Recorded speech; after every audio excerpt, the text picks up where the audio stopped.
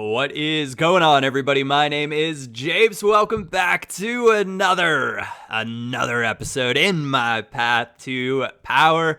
We're getting things started, going in for an EU Europe upgrade pack to try to improve our European-based squad. We have a lot of players that aren't going to be making it into our starting 11 ever.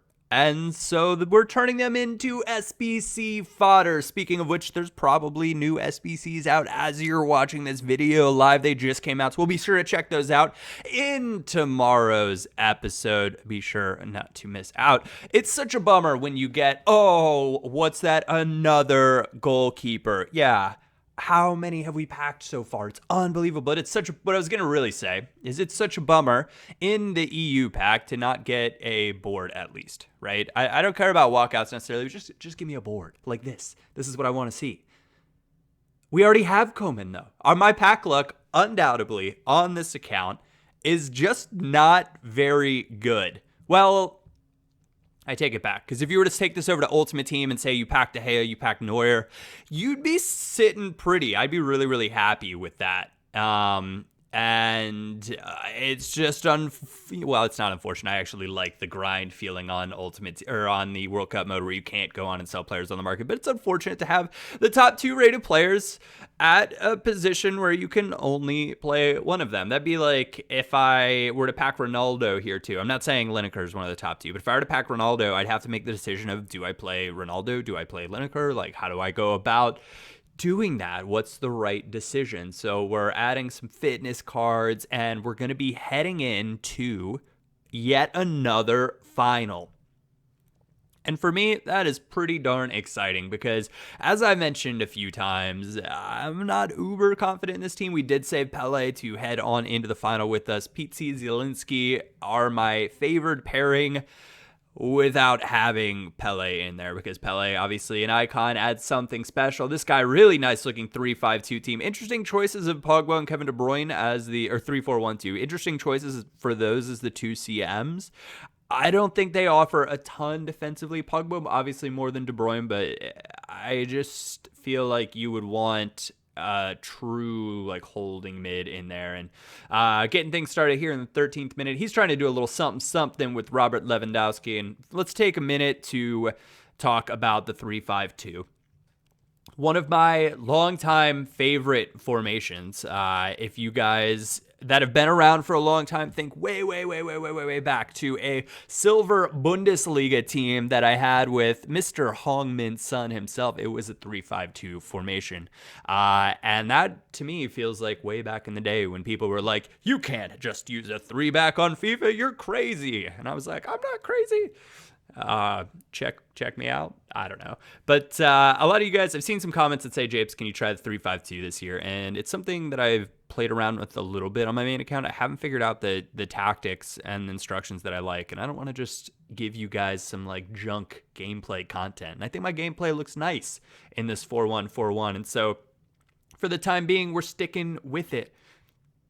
Now, that is an ambitious attempt in the 18th minute, going for goal from there. And you can see it feels a little desperate. In the 4-1-4-1 versus the 3-5-2, the 3-5-2 can be good. Now, the problem where you're going to run into problems against a formation like the 4-1-4-1 is if you let the left mid and right mid get in behind the left mid and right mid. So I was able to get behind his left mid and right mid, and it drags out the outside center back, leaving all sorts of room for my 2 CMs and my striker to attack his single CB in the middle.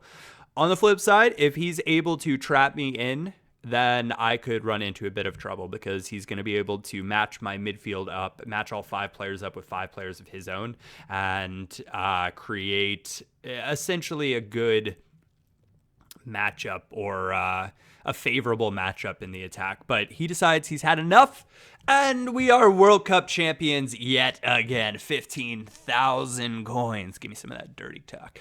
And 2 packs. And so I thought about, if I'm going to take those 15,000 coins and go into a single player draft again, I thought, no, while we're using the coin boost, that's just like a little bit boring to me. I just kind of want to open packs and jump back into it, because at the time of this, I felt like I was playing pretty darn good FIFA. And we packed Stindl. It would be maybe an okay CM, but he's set as a CF, so I don't know. I don't feel like I want to waste position change cards on him to get him in, so not really helping us out there. Hector, though, will provide a nice backup to Jordi Alba, so that's a good thing. Go out. And another German, we get Julian Brandt. He is on the plane. Sane is not, and so we'll have to give Brandt a game or two and see how he performs for us, because I have used Sane on the World Cup mode and I wasn't overly impressed with him, so perhaps the young Julian will be a better fit for my system, just like Joachim Le Yugilov's system as well.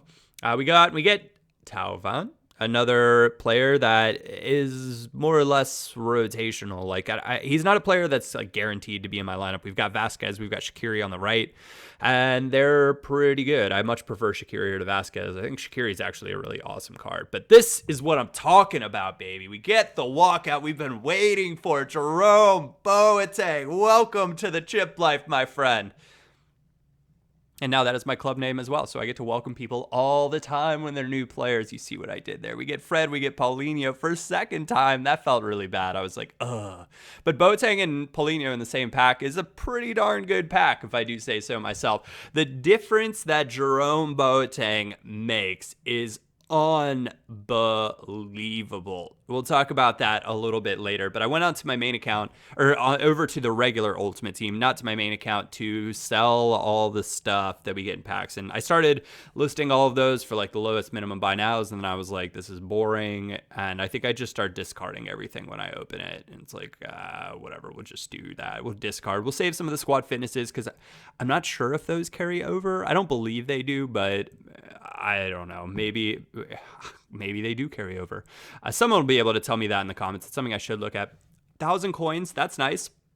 And from discarding all of this stuff, we're already up to yet another premium gold pack, which is fantastic. So if you do not already do this, head on over to your regular Ultimate Team account and open your packs, discard them, or if you're still playing regular Ultimate Team and that's your poison at the moment, then work with that. So we go back over and we get another duplicate, another Portuguese midfield duplicate until Danilo Pereira. I decided to throw on the French home kits. I like those. The Navy's cool. I think it's cooler than the Colombian kit. And World Cup kits are such a preference, because the Nigeria kits to me are terrible. Like, I don't like them at all. They seem like just a snazzy kind of marketing ploy to me to get eyeballs and views, and there's nothing wrong with that, but it doesn't do it for me. And the French kit to me is like classy, and I like it, right? It just is like a solid navy or a solid blue kit that just looks good. And so for me, I'm going to pick to use that kit. I'm not saying there's anything wrong with using those crazy Nigerian kits. There's definitely something cool about them. They're just not for me. 4-1-2-1-2, Cristiano Ronaldo, Maradona, Lukaku, Asensio. Oh, that's Saul. Goretzka, Rudiger, Boateng, Versalco, I think on the right, Digne on the left, and Subasic in goal. Subasic is not a good keeper on Ultimate Team, and so I actually do some cheesy stuff. Well, not a good keeper in World Cup mode, so I do some cheesy stuff to try to take advantage of it, which you will see shortly. But 25th minute, I was in relative control of this game. I was feeling pretty good about it. I just didn't want to force anything. And I have to eat my words with Blaise Matuidi, because he's just been a monster for us in that holding midfield spot. And so the high work rates, not as detrimental as I thought they would be. They're more detrimental in regular Ultimate Team. You run into all sorts of problems playing this on regular Ultimate Team with a high. Apparently on World Cup mode, though, not so much. And a nice passing move here, Pizzi. And that's just that pass right there. He's not really open, but you know that it's going to get to him. And I just sort of played it anyway. Not in like hopes, but in like relative confidence that even though he wasn't quite open, he'd still get the ball. And then it's just a low driven across the keeper. And it's like a half chance. And this was sort of a half chance game, because this guy was not a bad player by any way, shape, or form. And sometimes you just have to shoot and hope for the best, and that's okay. I don't find anything wrong with that. Players do that all the time in real life. And here you can see I'm just shooting across goal, and that's why. Subasic just parries it, and Pizzi puts it away. That is a half chance and a half, and I thought, I don't think Subasic is going to be able to handle this, and maybe I'll get a rebound in that spot. It's exactly what happened, and I felt fortunate. So we go up 2-0. We win. You can see he had one shot, not even on target, 38% possession. So I felt really dominant. He just wasn't a great attacker, but he was a solid-ish defender. So some players are better at one thing than the other. And I have to say, on the topic of defending in World Cup mode, I absolutely love it. I love defending in World Cup mode so much better than in Ultimate Team. I don't know what the difference is. I really, truly don't. But defending feels so much better because I've been able to use defenders like Ta and like Smalling. And if I play defense well and defend well and jockey properly, then I can get the better of players like Ronaldo if they're not in, a pro player's hands or something like that. I can defend elite attacks with this, well, what was a mediocre backline until Boateng joined us. Now I think it's a pretty darn good backline. And he just makes such a difference. Like that game, Ronaldo totally marked out of it. And you're never really, the way I cut the videos, you're never truly going to see like defensive highlights. Just know that he marked Ronaldo straight out of that game. Like not even a problem. He can be aggressive. He's strong. He's fast enough. It's so good. He can be in our team for the rest of my path to power. And that is going to be A-okay by me. And this is, I just make a mistake, and it's a 4-1-2-1-2. Maradona manages to somehow just like flip it up over my defender, and it just was bad news bears. Even though we blocked that, it's still, that goal hurt, man. It hurt. Now, up until this point, though, I was in relatively good control of this game. So this goal, while it hurt, was an error on my behalf to allow this sort of counter. And then I just felt a little unlucky not to take it away. And that happens. And I saw a tweet that was like, Japes, do you rage ever? Obviously, this is all post commentary. So at the time when that goal was scored, I was like, you gotta be kidding me. So I get a little like disappointed, or I'll get a little upset sometimes, but a full blown rage, I still think FIFA is fun and a fun game, and I play it to try to score goals that I enjoy scoring and in a style that I think is nice and fun to watch and fun to play, and so I don't tend to rage that much. And straight away off kickoff, it's just a great passing goal. Yes, it's off of kickoff, but we're going to ignore that, and it's Zielinski putting that one away. Now, before this game, too, I switched out a bunch of players, so we've got the young Rashford, I believe, in at striker, and I put Brandt in this game, and I can't remember who else, but this is like a more or less my B team with a few 18 players mixed in, because Zielinski is essentially an 18 player for us at this point. But straight away off kickoff, he's making his way down, and we just get him into a position where he's forced to make a decision, and he makes the wrong one. We get to take this away before we give it back to him, and then take it away. Well, he's trying to tackle, and instead he just passes it to my keeper, which is fine by me.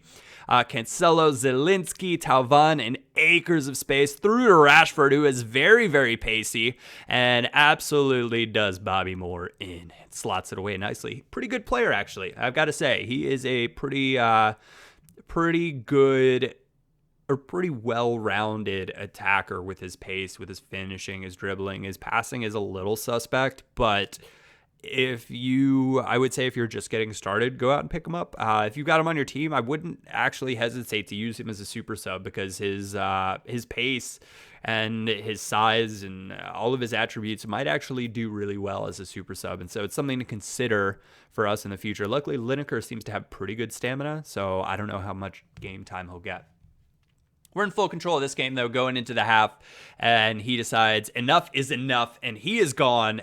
And now I am gone for the day. Remember, next video, same time tomorrow. Thank you guys so much for tuning in. Thank you all for watching. I will be back. My name is Japes, and I will catch you all next time.